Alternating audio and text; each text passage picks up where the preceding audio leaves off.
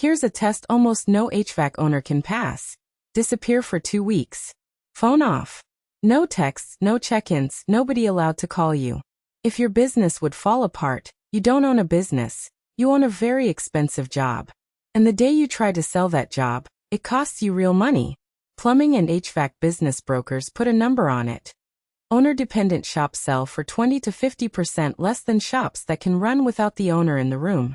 On a $2 million business, that's $1 million gone, just for being the switchboard everyone has to call. And most owners are exactly that switchboard. The average home service owner works north of 60 hours a week. Break those hours apart and roughly half, 32 hours, is work that doesn't need you specifically. It needs a system. Someone answering the phone, someone running the schedule, someone chasing the estimate you sent last Tuesday and never followed up on. Here's the part that should actually worry you. 38% of contractors plan to exit their business in the next 3 to 5 years.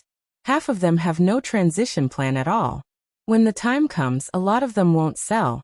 They'll just close the doors because there's no business there to sell.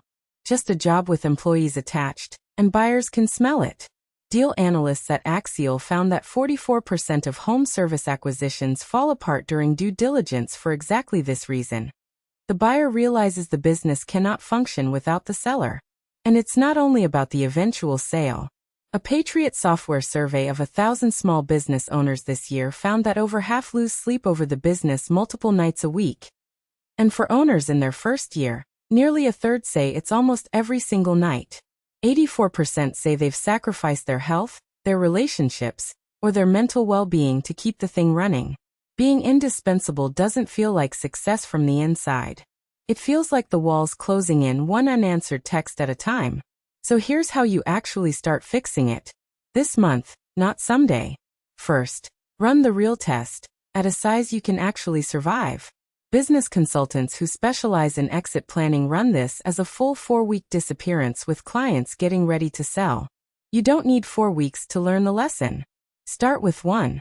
Book 1 real week off. Phone off, no secret check-ins, and don't brief the team on what to do if. Just leave and watch what breaks. Every call that doesn't get answered, every job that doesn't get dispatched, every decision that sits waiting for you. That's not a disaster. That's your roadmap. It tells you exactly which 3 things to fix first, and it's a lot cheaper to learn that from one missed week than from a buyer walking away from a signed deal. Second, document your top 3 recurring decisions. Not everything. 3.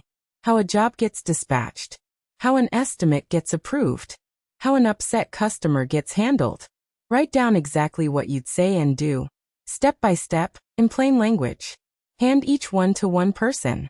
Check in weekly for a month, then adjust. Contractors who delegate with written systems instead of verbal instructions grow revenue at nearly double the rate of owners who keep everything in their own head.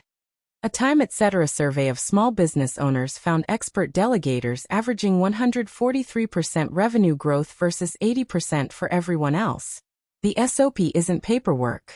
It's the manager you can't afford to hire yet, and it's also what makes a bad hire survivable instead of catastrophic.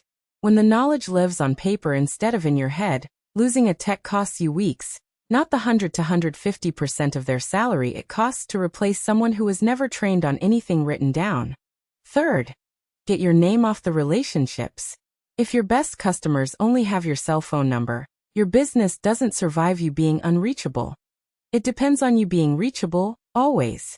Move renewal calls, follow-ups, and problem resolution onto a lead tech or an office manager, even if that's just one person right now. Introduce them on the next call, in front of the customer, so the handoff is visible, not apologetic. Let them own the next follow-up completely, mistakes included. Home service businesses running on integrated systems instead of owner memory need 30 to 40% less owner involvement in daily operations, according to ServiceTitan's data on the shops that have made the switch, because the business runs on the system, not on the switchboard, and systems don't need a vacation. None of this happens in a weekend. Real operational independence, the kind where the business runs for months without collapsing, takes 6 to 18 months of consistently doing this work, based on how long it actually takes most service businesses to get there. But it starts with 1 week off your phone, and 3 decisions written down on paper this week. So here's the honest question. Right now, today, how many days could your business actually run without you? Not the number you wish were true, the real one? Put it in the comments. I want to see how bad it really is out there. This is Margin and Wrench. New playbook every day. Hit subscribe if you want tomorrow's.